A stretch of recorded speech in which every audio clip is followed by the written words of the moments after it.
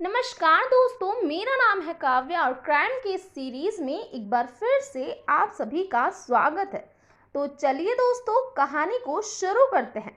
गांवों में वैसे भी रात जल्दी हो जाती है और जब दिसंबर की सर्द रात हो तो गांव की गलियों में सन्नाटा पसरना आम बात है। उत्तर प्रदेश के प्रयागराज के कोदियारा ब्लॉक के बड़गहना गांव में भी ऐसा ही कुछ माहौल था।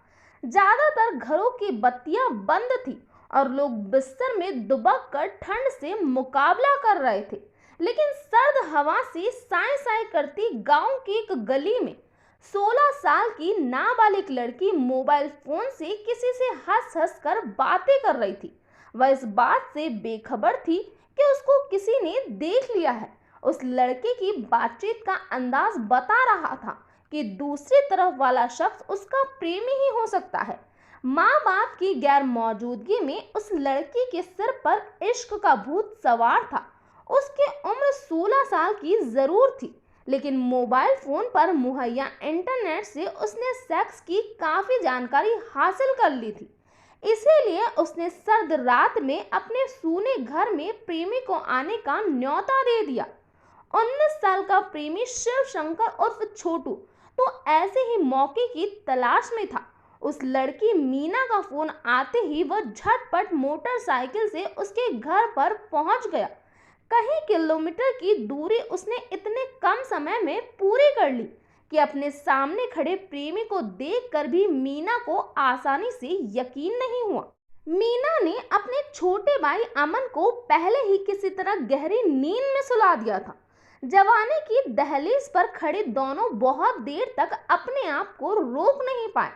इश्क की पेंगे बढ़ाते हुए वे उसमें इतना खो गए कि उनको होश ही नहीं रहा कि घर में कोई और भी है। शिव शंकर भी अपनी माशुका को सामने पाकर अपनी सुध बुध खो बैठा था। इधर बातचीत और हंसी मजाक की आवाज सुनकर 14 साल के अमन की आंख खुल गई। वह अपने घर में बहन के साथ किसी अनजान को देखकर सब कुछ जल्दी ही समझ गया था। उम्र में छोटा होने के बाद भी भाई को बहन की हरकत नागवार लगी और वह बहन का विरोध करने लगा। डांट फटकार के बाद भी वह चुप नहीं हुआ और आंखों देखी सारी बात पिता को बताने की कहने लगा।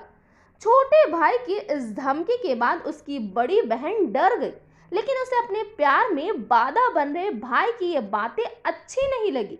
इसके बाद उसने जो किया वह जानकर लोगों के रोंगटे खड़े हो जाएंगे।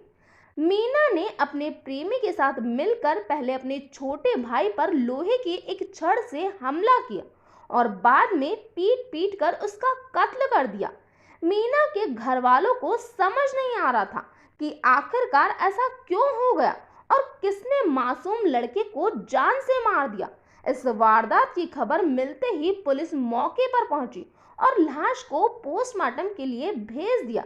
इसके बाद पुलिस ने मामले की जांच शुरू की। पुलिस जांच पड़ताल में जो मामला सामने आया उससे सबकी आंखें खुली की खुली रह गई।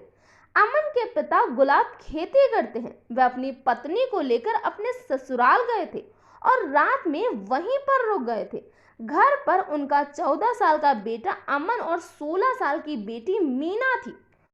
कौंधियारा पुलिस को जब एक 14 साल के लड़के की घर के भीतर हत्या की खबर मिली तो वह भी चकरा गई। पुलिस जब गुलाब के घर पहुंची तो 14 साल के मासूम अमन की खून से लथपथ लाश बिस्तर पर पड़ी थी। पुलिस को भी पहले समझ नहीं आ रहा था कि एक मासूम का कत्ल क्यों और कौन करेगा, वह भी घर के भीतर, जब घर में केवल भाई और बहन ही हो। पुलिस ने लाश को कब्जे में लेकर पोस्टमार्टम के लिए भेज दिया और इसके बाद मामले की जांच शुरू की। घर और गांव वालों को समझ नहीं आ रहा था कि आखिरकार ऐसा क्या हो गया कि किसी ने नाबालिग लड़के को मार दिया। एक 14 साल के मासूम से किसी की दुश्मनी क्या हो सकती।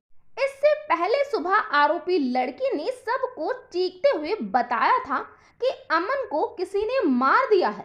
वैसे पुलिस को शुरुआती जांच में ही बहन पर शक हो गया था। इसके बाद क्राइम ब्रांच ने जब लड़की का मोबाइल फोन सर्विलांस पर लेकर कॉल डिटेल निकाली तो सारा भेद ही खुल गया। पुलिस की पूछताछ में लड़की घबरा गई, लेकिन उसने अपने बयान बार बार बदलकर पुलिस को गुमराह करने की कोशिश की। बाद में घर की तलाशी पर पुलिस को एक मोबाइल फोन मिला, जिससे वह लड़की केवल अपने प्रेमी शिव शंकर उर्फ छोटू निवासी बस्तर कचराना से बात करती थी। गांव के एक बुजुर्ग ने भी पुलिस को बताया था कि रात को 12 बजे के आसपास वह लड़की किसी से फोन पर बात कर रही थी। बातचीत में मशगूल मीना उस बुजुर्ग को देख नहीं सकी थी।